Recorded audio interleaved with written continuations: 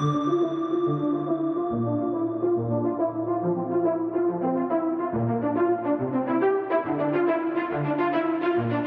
is the Multi-Faith Matters podcast. I'm your host, John Moorhead.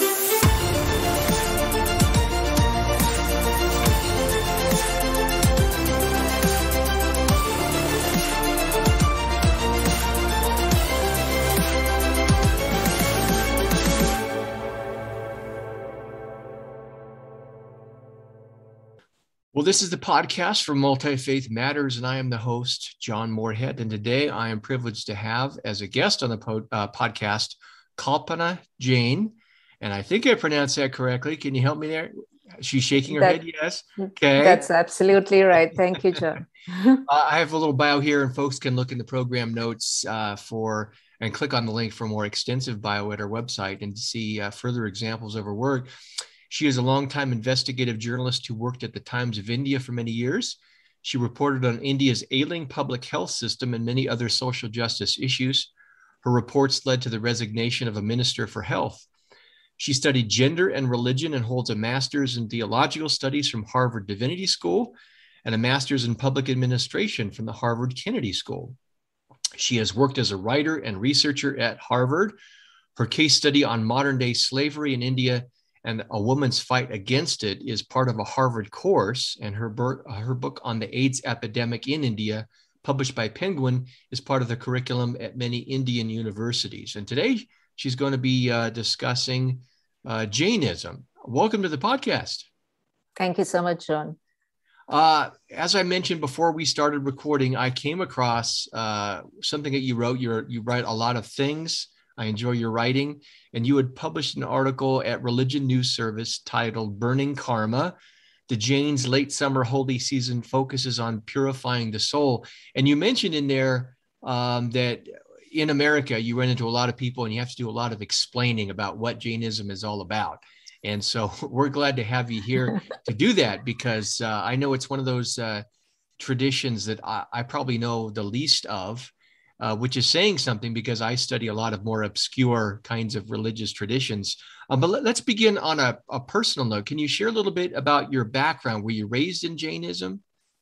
Yes, I was raised in Jainism. It's a very ancient religion in India.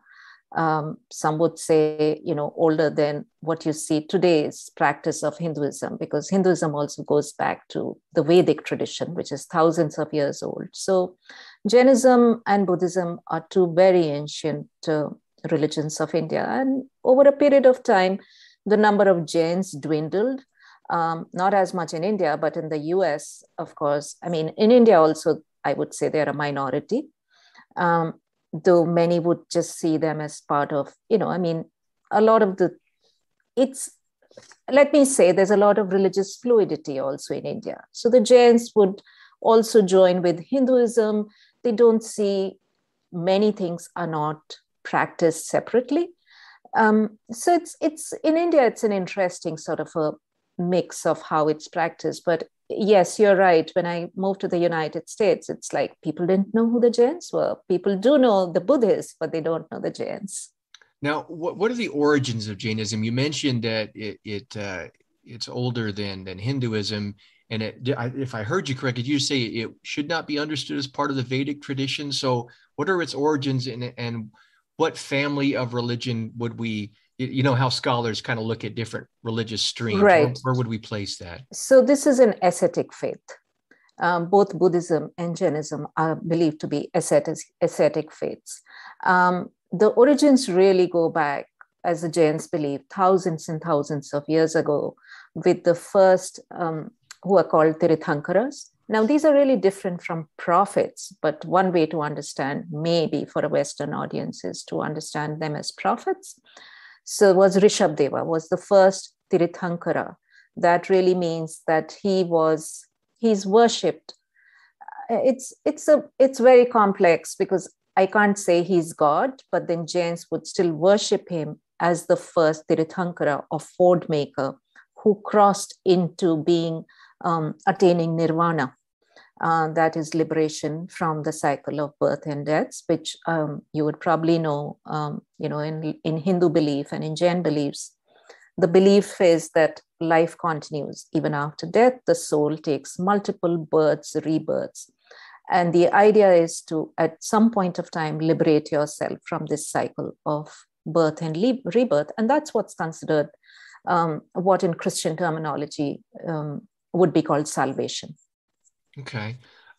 What would be some of its primary practices and beliefs? Would it be oriented more, as you know, Christianity, particularly in the West and the Protestant tradition, is more oriented around belief. A lot of religions are, they're more oriented around practice. How does that work in Jainism? So let me first complete my thought on the origins. And, so first was Rishabdeva, who was the first Tirthankar. And then there were 24 others. Now, there is scholars won't have a historical record of 23 Tirthankaras, but the last Tirthankara was Mahavira, who was a contemporary of Buddha. It's believed that they lived around the same time, probably never met, but their teachings were very similar in many ways. Though Jainism was, the practice was way more difficult, at least that's what is said today. And Buddhism grew very widely, especially, outside of the Indian subcontinent, whereas Jainism remained within India. It didn't grow as much outside. So coming back to beliefs, the biggest belief, at least the way I practice it, and I've seen my mother practice or my family practice, is through our kitchen, I would say. The biggest belief is nonviolence, do no harm. And the way it's considered, Ahimsa, Gandhi really learned from the Jains. His mother was a practitioner of Jainism. And when people ask me, who are the Jains? Then I say, well, Gandhi learned from the Jains. And that's where he got his, practice of nonviolence or Ahimsa from. And that is really what motivates Jains, I think, in their day-to-day life, beliefs, cooking. And the idea is that you practice Ahimsa.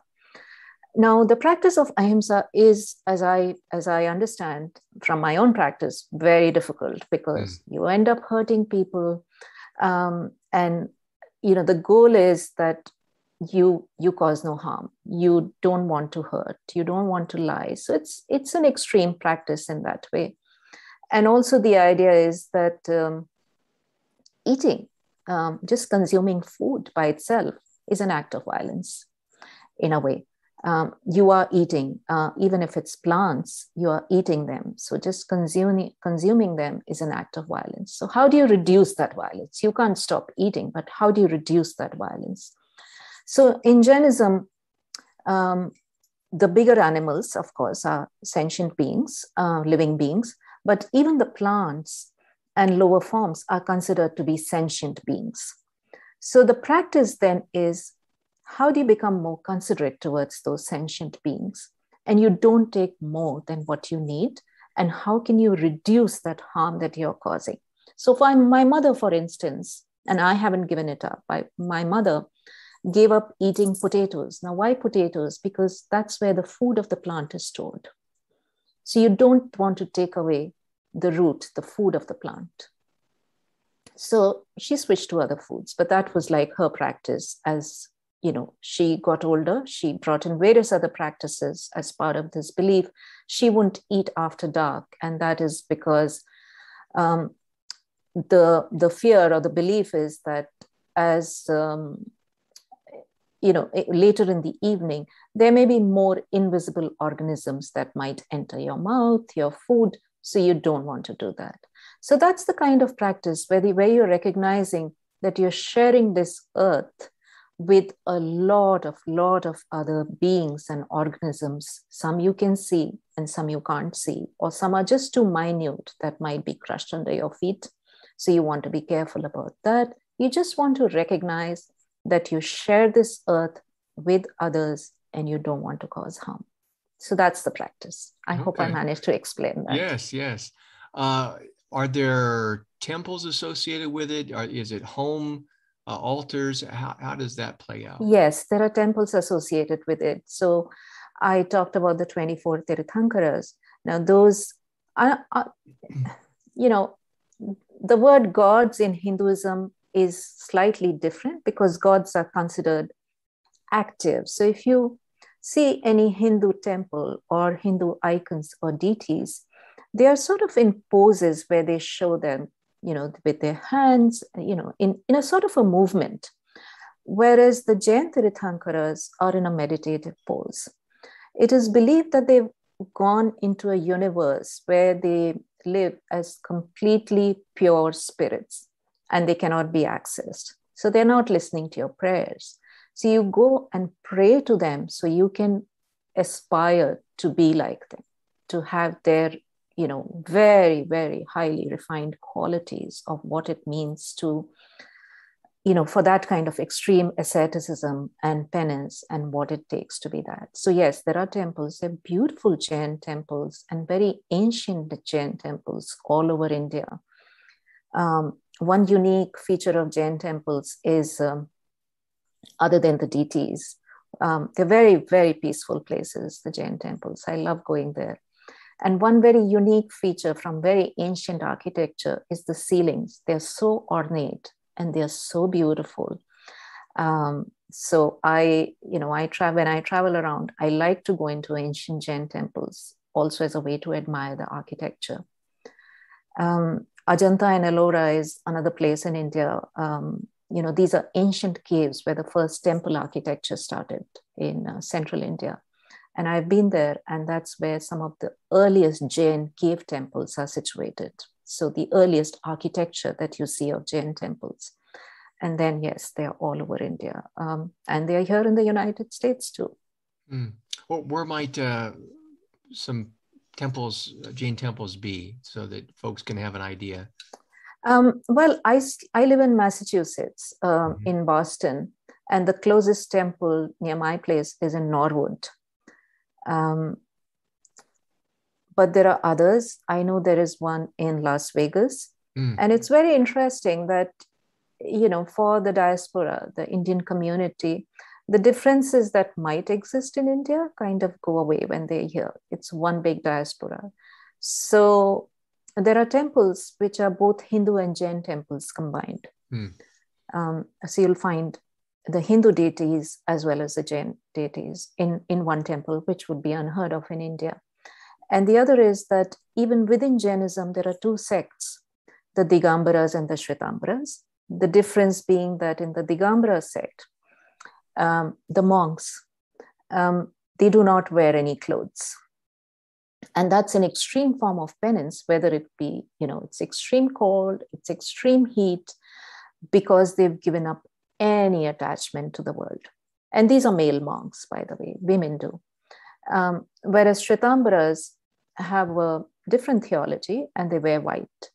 Now, in India, you won't find the deities are slightly modified, though they're still in meditative pose. But, you know, if I were to walk into a temple, I'll be able to identify and say, this is a Shwitambra worship style, Shwitambra style of, a deity. So, but in the United States, when I go to the Jain temple, all the deities are all in one place, which is very interesting how any kind of differences between sects just go away when you're here as one diaspora. So I probably told you more than you asked. No. This is great. You mentioned a little bit of it at the beginning, that it's a small part of India's religious population. How does it relate size-wise to other religious traditions in India and in the United States? Yeah, I don't know the exact numbers, but the last I knew it was like 0.2% of the entire population. So it is a tiny minority. I would say because Jains as a tradition, they did not want to go into, let's say, agriculture where they would end up hurting other beings. So a lot of Jains traditionally went into businesses. So they do control a lot of the wealth. They're wealthy businessmen. You know, Times of India itself is run by a Jain family. And even in the United States, It's a very tiny diaspora. I don't know the numbers. Okay. Do there tend to be, like, for example, the Sikh community? I know there's a large population in Northern California. Are there certain areas of the United States where there's a larger concentration of the Jain community? I can't say. I think Okay. they're kind of distributed all over. Okay. Yeah, I talked to people from there is a small Jain community in Las Vegas. There is a Jain community in Boston. So they're distributed around. Okay. I know there have been some tensions in India, for example, between Hindus and Muslims. Have there been any tensions in India between Jains and other religious populations? No. I mean, I have to clarify here that the tensions, it's like, that's a whole another, that's a political thing, when religions become political and there's Hindu nationalism. But for that matter, no, not between Jains and other communities, but then Jains can see themselves as part of the Hindu community. It's helpful to know. How does a Jain experience in America, how might that differ from that in India? I think what I mentioned, the biggest difference is the temples. Just the temples. Yeah. Just practicing it is very hard. It's not easy to go to a temple, right? Because it's not like there is a temple in your neighborhood, which is what you would have in India. There would be a Jain temple somewhere in your neighborhood, and you could go there every morning if you wanted to. You don't have the same kind of, access to doing what we call the puja. That is, you do it yourself, but really having access to all the things that you need to do the puja. So you really can't practice it in the way you would do it in India. There are limitations, a lot of limitations to it. I know some Jains who go every weekend to the temple, but I would find that hard.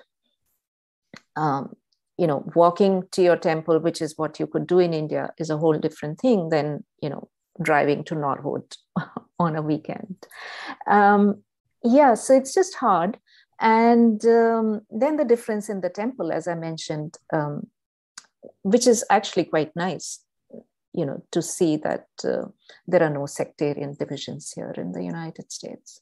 And the temples don't look as beautiful as they do in India, because they're very ancient temples in India. And here, very interestingly, I think one of the temples I visited was an earlier church structure, which was then converted later. And which is how, sort of religious places change. It's not uncommon, as you know, for a population, when it comes and tries to find and establish new life in another country, to experience struggles. What are some of the struggles, if there are any, for Jains? Would you say it's the lack of awareness that many people have of what Jainism is all about, or are there other struggles? No, I mean, unlike the Sikh community, who you might know, because of their turban or beard, can get mistaken, and are often called terrorists, or can get mistaken, whether in a way that hurts them. With the Jains, it's not like that. There are the usual struggles of moving to another land. I'm not that much of a religious person. I practice, and that's also sort of, a way of Jainism, that you can just practice your religion from your home. So I can have my altar in my home, and as I said, I practice it from my kitchen. So I didn't find any struggles associated with my faith of moving here. People may not know about Jainism, but that hardly seems to matter. Today the world is very different. I think when I traveled 20 years ago, just trying to find vegetarian food was very hard. People had no concept about what was vegetarian. But today the world's, just sort of moved in a very interesting way. There is more and more demand for plant-based food. So you can find food everywhere. And I think that's kind of the biggest challenge for Jains, and who are mostly vegetarians, is to find their food. and that you can find. Mm-hmm. You mentioned that there, people are familiar with, and you mentioned this in your article, and we've touched on a little bit here about how people are familiar with these other religious traditions. Do you think it's just the size? Do you think if there were more Jains in the United States and maybe in India, that it would have greater familiarity? Maybe. I also think, I mean, given that I went to theological school, I also found that in American universities, there is not really much teaching of the Jain religion. Mm. It's starting to change now, and the Jain diaspora is making that happen. I think they've set up kind of courses very recently across the United States, providing funding, setting up chairs, and trying to bring the teaching of Jain religion into American higher education. But that might have been one of the limitations, that there just wasn't anything. Whereas when you go into American universities, there's a lot of teaching and classes and scholarship going on Buddhism. When I read your bio at the beginning, and folks can see the extended bio when they click on the link, you've done a lot of work and a lot of writing. How does your Jain faith impact the work that you do? That's an interesting question. I didn't think about it so far. But do you feel like you consciously draw upon it, or is it just a part of who you are, and you just do what you do? I suppose so. I just do what I do. I don't know if I consciously draw upon it. I mean, mm-hmm. much of my grounding comes from, just the core value of Ahimsa, do no harm. And all my work kind of goes into that. Mm-hmm. I don't know if I consciously draw upon that. I really have chosen a profession, not that I was thinking about it then, but as I said earlier, the Jain faith does say don't choose a profession where you might have to hurt or kill something. So I guess if I had been a scientist who had to work on animals, that would have been hard for me. Mm-hmm. But in writing, I don't think I'm hurting anybody or anything, but I'm trying to change things in my own way, in a non-violent way. Right. So I guess maybe. Yeah, that's interesting. It just occurred to me. And I guess I think one of the challenges you would face, I think you mentioned this, is if you're trying to do no harm, I suppose it depends upon, there are a lot of ways you can define harm and violence. You at times in your work are challenging others for what you see as injustices.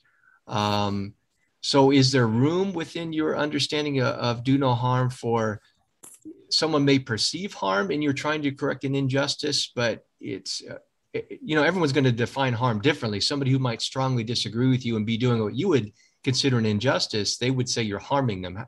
How would that, how does that work? Yeah, I mean, I think on some definitions we agree on what is social justice and where you're harming. I'm not going into the debates on masks and all that stuff, but you can clearly see a social justice issue when it's there, when someone is getting hurt, who's disadvantaged, poor, or, in whatever way doesn't have the kind of power. And a more powerful force is exerting itself in an unjust way. That's how I define it. Mm-hmm. And that's how, that's the kind of work that I've done. And I've done a lot of work on gender and women. And, when it comes to public health, really access to people who can't get it. And the stories that I've covered, you can clearly see that these are people who are really deprived. Mm-hmm. So I don't think there's an argument on that. Right. I don't think there'll be people who'll turn around and say, well, you're looking at justice the wrong way. If they do, well, then there's something wrong there. That's right. Can you make a few suggestions of where people might go to learn more about Jainism? Anything come to mind? Well, there are scholarly books, for one. Can I send you some names later? I don't know. There is. Yeah, I can. Yeah. Yeah, sure. We can include some links and further resources for folks who want to take a look at that. That would be great. Yes, because there are websites and there is a great scholarly book. And I can, correct the name later, but it's by John Court. And he's written, sort of a fascinating book, just explaining Jainism, and that would be good. So I can send you links to a couple of works and websites.